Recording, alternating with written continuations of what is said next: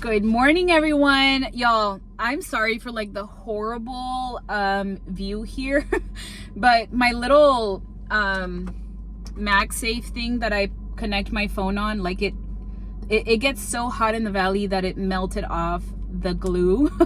And I was trying to record right now. I had already gotten like 5 minutes in and my phone fell. So this is what we're gonna work with today.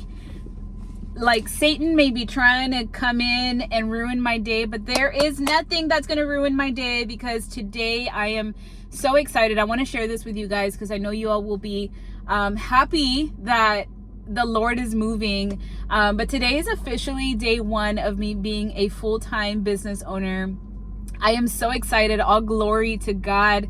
Everything that He has been doing in my life through this business is amazing. Like, there's a song that I have been singing called "The Story I'll Tell," which is a beautiful song that I feel like is the song of this season for me. And I sing it and I just weep. I was singing it this morning and I was just like crying because everything that He has been doing, it's like He literally is parting the waters. It is so amazing how He has just been so kind, so gracious to me.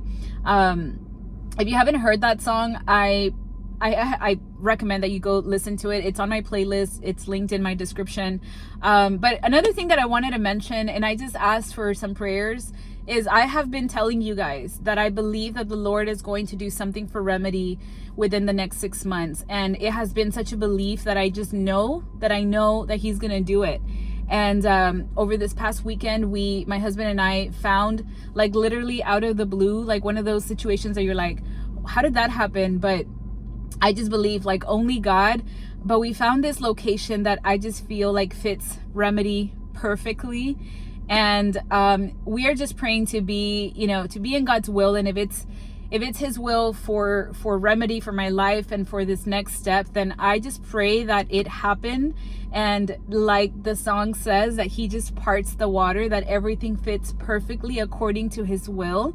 So if you guys would do me a favor and just pray for some clarity, and that if it's part of what He wants for the next steps, that it just be, and that if it's not, that I just get peace, and that I just continue doing the work. Anyways, I'm gonna get into today's video. It is in Psalm 15. I'm gonna read it real quick. It says, "Who may worship in your sanctuary, Lord?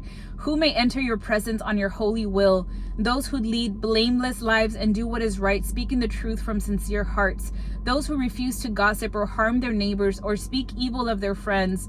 Those who despise flagrant sinners and honor their faithful followers of the Lord and keep their promises even when it hurts.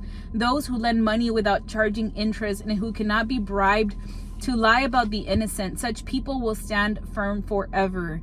Such a beautiful psalm, very short but very powerful. And I just feel like just in verse 1, David is literally asking, like, God, who gets to enjoy fellowship with you? Who belongs in your presence? And I feel like here it's almost like it's a very honest question that I think all of us need to ask ourselves. Closeness to God isn't about a title. It isn't about your accomplishments. It isn't about your rituals. It's not even about you going to church every Sunday. Instead, it's about how we live our life daily, what actions you're taking every single day, what thoughts, what, the love that you're showing others. That really is how we get closer to the Lord. And then verse 2 to 3, there's a few things that I think stick out. One says blameless lives. This means like living with integrity. He's not saying that we have to be perfect. He's just saying that we need to be consistent. Like we need to honor God with everything that we do, not just with every like action, but also every thought, every word, every single thing that we do. To do that consistently. Like, don't be one person. For example, I'd be so hypocritical if I'm one person here on YouTube talking to you guys about the Lord, and then I'm living a life of sin outside of YouTube. You know what I mean? The second thing is speaking the truth. Those that speak without a hidden agenda. I know you all have probably encountered people where what they say, it just feels like salesy. It feels like they're trying to get something out of it, there's a lot of that in the world, because I feel like we live in a world where it's all about me. It's very selfish, very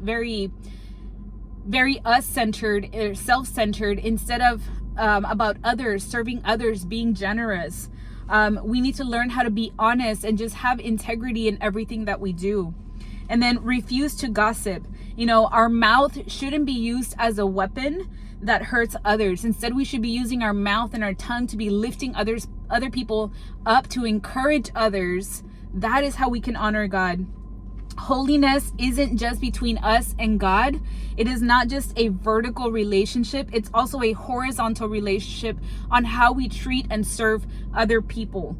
Our integrity and how we treat others matters just as much as our prayers and our worship of the Lord. And then verse 4, David is emphasizing that those that belong in the presence of the Lord don't admire the corrupt, no matter how powerful. They don't just follow a crowd. I know, there's been so many seasons in my life where I just went along with something because it was my boss, because it was my friend, because it was my family member. Instead of sticking up for what I believed, instead of sticking up for what I knew what was right, I just went with the crowd. And we need to be able to have that integrity and that boldness to say, you know what, that is not right. I'm not going to follow through with that. It also says, to honor those who walk with God and keep their word, even if it costs them. You're going to encounter times that you have to stand up for other people that are also telling the truth, that are saying things because it also honors God, and sticking up for that. Our values reveal our heart. May everything that we say, that we think, reflect God and who He is in our life.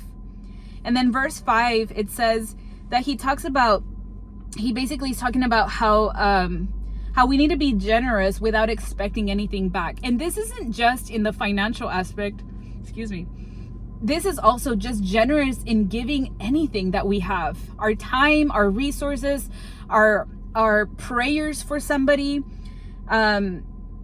He's also talking about somebody who is not compromising justice for financial gain. It kind of goes back with that other verse, I think in verse 3, where it's like, you're not doing something just because you're trying to get something back. How we handle money reveals a lot about our character. God notices when we give things without strings attached. And I know you guys have encountered somebody like that, where it's like, well, I'll lend you this or I'll do this, but no, we need to be able to give generously, because we know that the Lord is our provider. And in closing, I just want to say that living this life is not easy. And it is not to say that we will never encounter hard times, injustice, all of the things, but it secures us a place in God's presence. And I think that that's the most important thing that we can have. And if you just continue to walk with God, no matter what obstacle you encounter, no matter what giant you encounter, you will be able to get through that because the Lord is with you. I hope you guys have an amazing day. We'll talk to you at the next video. Bye.